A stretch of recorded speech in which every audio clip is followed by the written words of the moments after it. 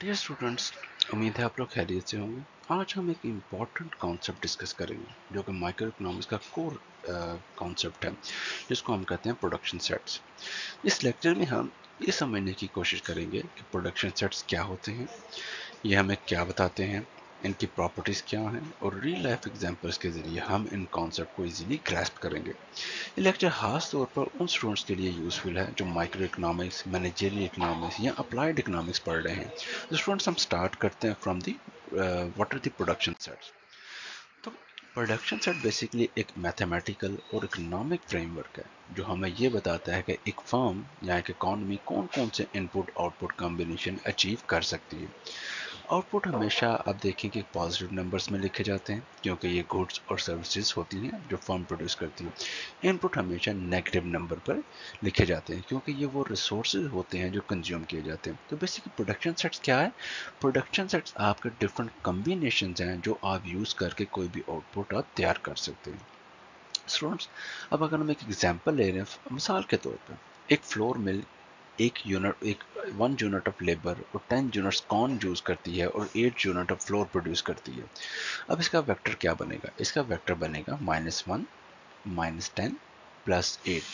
जहाँ -1 और -10 इनपुट्स को शो कर रहे हैं और +8 किस चीज़ को शो कर रहा है? ये आपके आउटपुट को शो कर रहा है, जैसे हमने आपको पहले बताया था।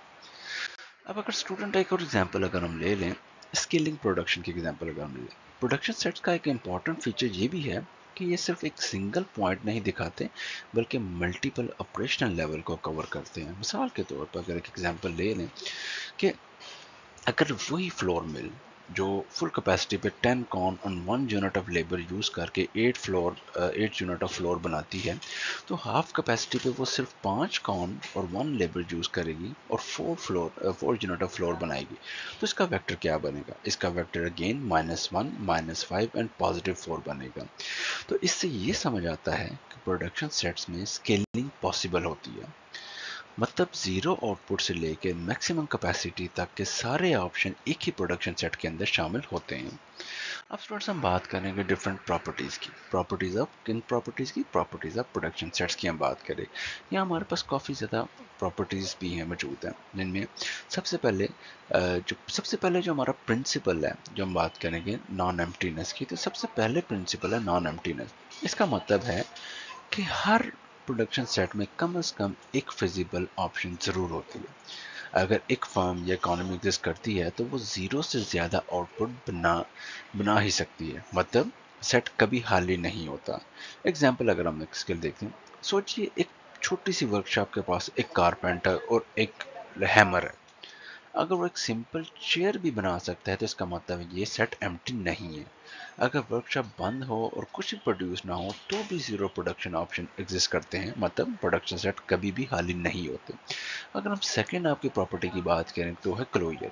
क्लोजर का मतलब है अगर कोई प्रोडक्शन बंडल अचीवेबल है तो उसकी बाउंड्री पॉइंट्स भी अचीवेबल होती हैं। ये मैथमेटिकली इंश्योर करता है कि सेट अपनी बाउंड्री के साथ कंप्लीट होता है। एग्जाम्पल के तो अगर एक बेकरी 100 और 101 ब्रेड्स प्रोड्यूस कर सकती है तो मैथमेटिकली हम कह सकते हैं कि 100.5 ब्रेड्स भी फिजिबल हैं। तो अगर प्रोडक्शन डिस्क्रीट है तो बाउंड्री पे 100 और 101 दोनों पॉसिबल हैं, तो मतलब जो लिमिट पॉइंट्स हैं वो भी सेट का हिस्सा होते हैं। अब अगर हम तीसरी प्रॉपर्टी की बात करेंगे जो है हमारे पास सेपरेबिलिटी। तो सेपरेबिलिटी का क्या मतलब है स्टूडेंट्स? सेपरेबिलिटी का मतलब ये है, सेपरेबिलिटी का रूल इनपुट और आउटपुट को क्लियरली डिफरेंशिएट करता है। इनपुट हमेशा नेगेटिव टर्म में रिप्रेजेंट होते हैं और आउटपुट हमेशा पॉजिटिव में रिप्रेजेंट होते हैं। ये डिस्टिंक्शन इसलिए इंपॉर्टेंट है ताकि हमें पता चल सके रिसोर्सेज कंज्यूम हुए और क्या प्रोड्यूस हुए। एग्जांपल के तौर पर एक स्टील फैक्ट्री 2 वर्कर्स और 5 kg स्टील यूज करके 10 बोल्ट्स अगर बनाती है तो वेक्टर क्या होगा? -2 -5 एंड +10। यहाँ -2 और -5 आपको क्या शो कर रहे हैं? ये इनपुट शो कर रहे हैं। और +10 आपको क्या शो कर रहा है? That is the production, that is bolts output में आए। ये सेपरेबिलिटी हमेशा फॉलो होती है, हम कह सकते हैं।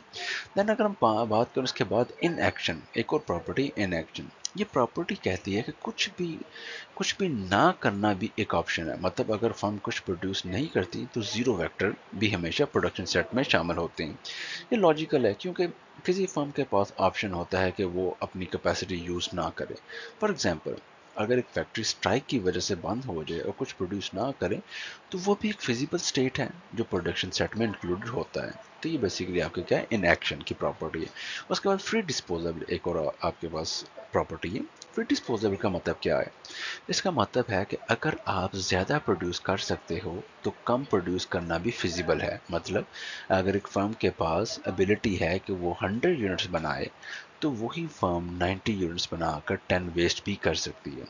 फॉर एग्जाम्पल, अगर एक वाटर बॉटलिंग प्लांट 100 बॉटल्स बनाता है तो वो 95 बॉटल्स बना के 5 बॉटल डिस्पोज भी कर सकता है। मतलब ज़्यादा कैपेसिटी होने का मतलब ये नहीं कि आपको हमेशा ज़्यादा ही बनाना है। देन हमारे पास एक और property that is single output. कुछ प्रोडक्शन सेट सिर्फ एक सिंगल आउटपुट के लिए बनाए जाते हैं। मतलब एक ही प्रोडक्ट का फोकस होता है और साइड प्रोडक्ट्स की नोट्स होते हैं। मतलब मसलन ट्यूबवेल का प्रोडक्शन सेट सिर्फ पानी पंप करने के लिए होता है, यहाँ कोई बाय प्रोडक्ट नहीं होती। मतलब एक ही आउटपुट पे पूरा फोकस होता है। देन हमारे पास एक और प्रॉपर्टी है जो हम कहते हैं लेबर कंजम्पशन। हर फिजिबल प्रोडक्शन के लिए लेबर की डिमांड हमेशा होती है। मतलब अगर कोई फर्म पॉजिटिव आउटपुट जनरेट करना चाहती है तो लेबर इनपुट देना ही पड़ेगा। फॉर एग्जाम्पल, अगर एक बेकरी प्रोडक्शन कर रही है तो बेकरी के पास फ्लोर और ओवंस हैं, लेकिन अगर लेबर ना हो तो ब्रेड प्रोड्यूस नहीं होगी। ये प्रॉपर्टी रियल लाइफ में हमेशा अप्लाई होती है। देन हमारे पास एक और आपके पास जो प्रॉपर्टी है वो है हमारे पास इरिवर्सिबिलिटी। इरिवर्सिबिलिटी का मतलब है कि अगर आप एक आउटपुट बना लेते हो तो उसको दोबारा वापस इनपुट में कन्वर्ट नहीं कर सकते। मतलब प्रोसेस एक तरफ का होता है, रिवर्सिबल नहीं होता। फॉर एग्जांपल, अगर आप ब्रेड बनाने के बाद उसको दोबारा फ्लोर और वाटर में बदलना पॉसिबल नहीं है, इस तरह कुक्ड फूड को वापस रॉ में कन्वर्ट करना भी पॉसिबल नहीं है। तो ये रियल लाइफ प्रोडक्शन का एक नेचुरल लिमिटेशन है। दैन हमारे पास एक कन्वेक्सिटी की प्रॉपर्टी है।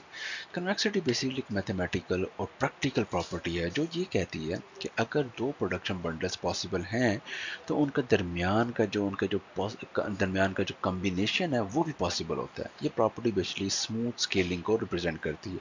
फॉर एग्जाम्पल, अगर एक प्रॉपर्टी एक तरीके से 10 चेयर्स और दूसरे तरीके से 20 चेयर्स बनाती है तो दोनों तरीकों को कंबाइन करके 15 चेयर्स प्रोड्यूस करना भी फिजिबल है। मतलब एक बैलेंस्ड मिक्सड रिसोर्सेज से इंटरमीडिएट आउटपुट भी पॉसिबल्स हैं। तो बेसिकली ये प्रॉपर्टी आपकी मैथमेटिकली इंपॉर्टेंट है क्योंकि रियल वर्ल्ड में फर्म हमेशा अपने आप डिफरेंट ऑप्शंस को मिक्स करके एफिशिएंट लेवल पे प्रोड्यूस करती हैं। तो स्टूडेंट्स, अगर हम बात करें, आज हमने मतलब ये देखा कि प्रोडक्शन सेट एक फ्रेमवर्क देता है जो हर फिजिबल इनपुट आउटपुट कॉम्बिनेशन को कवर करता है। इनकी प्रॉपर्टीज जैसे non emptiness, no free lunch, irreversibility और convexity real world production set decision को समझाने के लिए बहुत ज़रूरी है। तो स्टूडेंट्स, अब हम देखते हैं कि आखिर में फर्म इसी फ्रेमवर्क को यूज करके अपने प्रॉफिट को मैक्सिमाइज करते हैं। तो students, that is all for today. Take care.